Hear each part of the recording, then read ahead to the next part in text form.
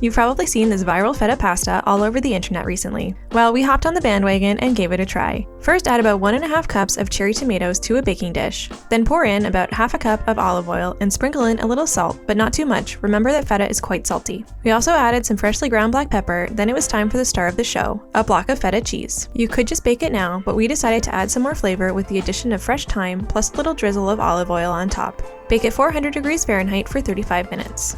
While that's in the oven, season a pot of boiling water with some salt, then add in your favorite pasta and cook until al dente. When the feta and tomatoes are done, remove the thyme, then add 1 clove of finely minced garlic and 1 teaspoon of lemon zest. It should now be easy to break apart the melted feta cheese and mix it into the tomatoes and olive oil to form a sauce.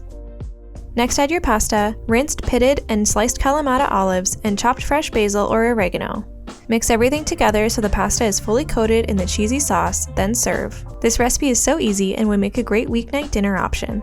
Subscribe to Dished for more viral recipes.